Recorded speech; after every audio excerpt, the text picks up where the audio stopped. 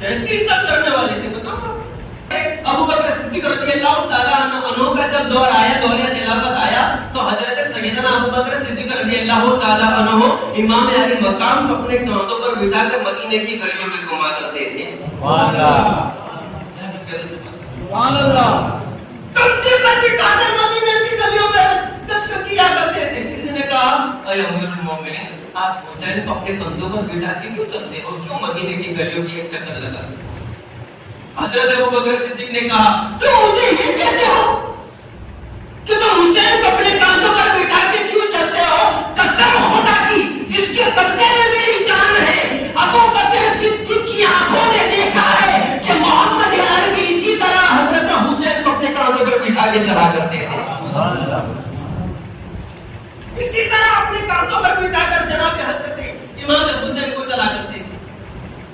یہ عزت جناب حضرت امام علیہ مقام کی تھی مدینے کے اندر. کہاں پر بولو؟ مدینے کے اندر.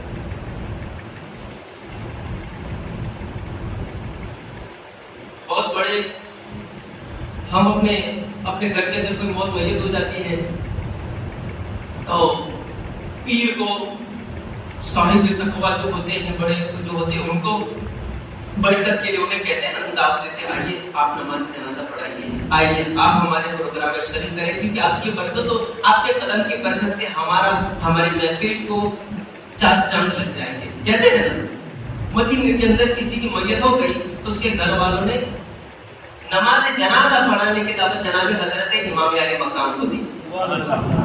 آپ سے عظمت والا، آپ سے زیادہ بہتر مدینے میں ہے کون؟ آپ آل رسول ہیں. سرکار آپ آئیے، آپ نماز جنازہ پڑھائیے. حضرت امام، ٹھنڈی کا زمانہ تھا، بہت کافی ٹھنڈی کا ماحول تھا. حضرت امام علیہ مقام آئے، دو چمبل اتاری حضرت امام علیہ مقام نے اور پیدل آئے، نماز جنازہ پڑھائی. نماز جنازہ پڑھا کر حضرت امام علیہ مقام جانے لگے تو اچانک ایک بوڑھے شخص کو دیکھا گیا کہ جنہوں نے اپنی چادر کو پورا لپیٹا ہوا.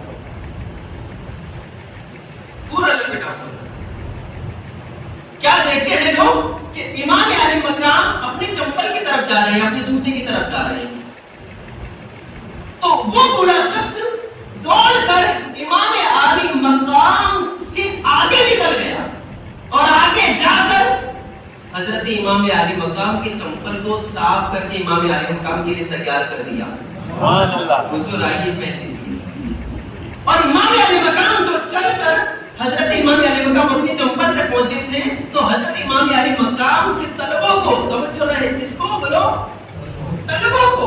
امام علی مقام کے طلبوں کو اس بوڑھے شخص نے اپنے سر پہ جو امامہ پہنا تھا اس امامے کے شملے سے، تو رومال سے صاف کرنا الگ بات ہے، دامن سے صاف کرنا الگ بات ہے، کپڑے سے صاف کرنا الگ بات ہے، اور امامے کی شملے سے صاف کرنا کتنے لوگوں کے سمجھ میں آتی ہے؟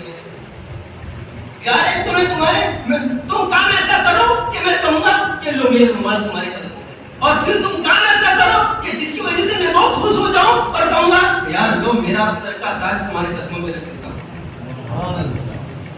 وہ بوڑھے شخص نے اپنے امامے کا شملہ لیا اور لے کر حضرت امام علی مقام کے طلبوں میں جو مٹی لگی تھی وہ مٹی کو صاف کی. لوگوں نے دیکھا یہ ہے کون جو اتنے امام علی مقام کی عزت کر رہا ہے، اتنے تعظیم کر رہا ہے. چہرے سے پردہ ہٹایا، چہرے سے کپڑا ہٹا تو کیا دیکھا؟ وہ بوڑھا شخص کوئی اور نہیں تھا، صحابی رسول جناب حضرت سیدنا ابو ہریرہ رضی اللہ تعالیٰ عنہ. مدینے میں میرے امام علی مقام کی عزت کوئی کم نہیں. حضرت عمر فاروق اعظم کا زمانہ ہے، حضرت امام علی مقام کی عمر کچھ تھوڑی بڑھ گئی. مطلب کیا ہوا کہ حضرت امام علی مقام اس دور کس کا تھا؟ حضرت امیر المومنین حضرت عمر فاروق اعظم، جس کی ہیبت سے کیسر اور کسرا کے شہنشاہ تھر تھراتے تھے. ایسے بادشاہ، ایسے حکومت نہیں، کسی کی ہمت نہیں کہ امیر المومنین کے دور میں کوئی کسی کے اوپر ظلم کر لے. ایک مرتبہ حضرت امیر المومنین اور حضرت امام علی مقام کی ملاقات ہوئی.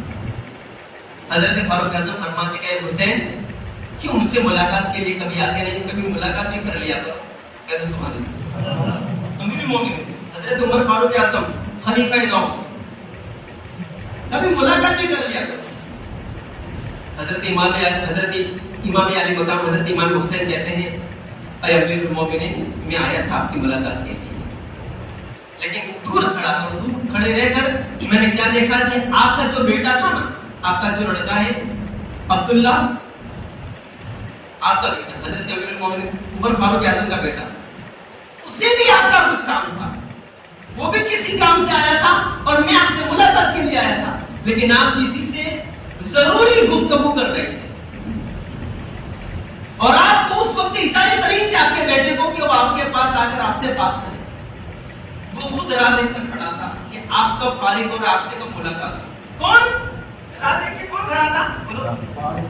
حضرت عبداللہ, حضرت عمر فاروق اعظم کا. حضرت حسین نے حضرت عمر فاروق اعظم کے بیٹے کو دیکھا کہ بیٹا ہو کر راہ دیکھ کے کھڑا ہے, بیٹا ہو کر راہ دیکھ کے کھڑا ہے, اس کو جانے کی اجازت نہیں, تو پھر میں کیسے جا سکتا ہوں. یہ سوچ کر امام علی مقام لوٹ گئے. حضرت امام علی مقام فرماتے ہیں میں آیا تھا آپ سے ملاقات کے لیے, لیکن آپ کا بیٹا خود آپ کے راہ دیکھ کے کھڑا تھا, تو میں سمجھ گیا میرے سے ملاقات نہیں ہو پائی, اس لیے میں واپس چلا گیا, پھر واپس نہیں آیا. اللہ اکبر, اللہ اکبر. حضرت فاروق اعظم کا, حضرت عمر فاروق اعظم کے ہونٹ کب کب آنے لگے, انداز تکلم بدل گیا اور کہنے لگے اے حسین عبداللہ میرا بیٹا اور ہے اور نبی کا نواسہ اور ہے. عبداللہ وہ ہے کہ جس کو میرے آنے کا انتظار کرنا پڑے, اور اے حسین تمہیں کسی کی اجازت کی انتظار کرنے کی ضرورت نہیں, تم جب چاہو مجھ سے ملاقات کرنے کے لیے آ سکتے ہو. یہ کب کب باتیں ہوئے. حضرت عمر فاروق اعظم نے اپنے امامے کو نکالا, اپنے بال کو پکڑ کر کہا اے حسین تم یہ سمجھنا, یہ مت سمجھنا کہ میں کے بغیر جا نہیں سکتا. عمر فاروق اعظم فرماتے ہیں میرے سر میں جتنے بال نہیں اس سے زیادہ تمہارے نانا کا احسان مجھ پر ہے. مجھے جو رفعت ملی ہے, مجھے جو عزت ملی ہے, وہ سب کچھ اے حسین تیرے خاندان سے ملی ہے. وہ عزت کرنے والے تھے جناب حضرت مدینے والے, لیکن پھر بھی امام علی مقام نے مدینے کو چھوڑا کہ نہیں چھوڑا؟ چھوڑا.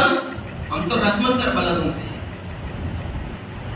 علی اصغر شہید ہو گیا, علی اکبر کا بچہ, علی اکبر کی جوانی لٹ گئی, علی اصغر حضرت قاسم کی جوانی لٹ گئی. ان ساری چیزوں سے ہم کو کیا فرق پڑتا ہے؟ اگر فرق پڑتا ہوتا تو ہر محرم میں کربلا کو سننے کے بعد ہماری جیون کے اندر پریورتن آتا کہ نہیں آتا. امام علی مقام کا مدینہ چھوڑنا اور مکہ اور کربلا کے میدان میں آ کر قائم ہو جانا, یہ نقشہ ہماری زندگی کو بدلتا. کوئی فرق نہیں پڑتا. یزیدی کردار پایا جاتا کہ نہیں پایا جاتا؟ انشاءاللہ ان تجربہ کو میں یہاں سے یزیدی کردار کے اوپر سے بات کروں گا کہ صرف حسین ایک ذات کا نام نہیں, پورے حسینی نظریے کا نام ہے, ایک نیک نظریے کا نام امام حسین ہے. صرف حسین ایک فرد کا نام نہیں, نیک نظریے کا نام امام علی مقام ہے. اور یزید صرف ایک فرد کا نام نہیں. توجہ کا تو کتنے لوگوں کے دلوں میں یہ بات آتی ہے, حسین صرف ایک فرد کا نام نہیں, حسین پورے نیک نظریے کا نام ہے. اور یزید صرف ایک فرد کا نام نہیں, ہر پورے نظریے, ہر پورے کردار کا نام یزید ہے. اب اپنے دامن میں نہیں کہوں گا کہ کتنے لوگ نہیں, اپنے دامن میں چھت کر دیجیے. ہم لوگ یزیدی کردار کو اپنائے ہوئے ہیں کہ حسینی کردار کو اپنائے ہوئے ہیں. انشاءاللہ اس معاملے میں گفتگو آئندہ جمعہ کو کروں گا. اللہ کی بارگاہ میں دعا ہے.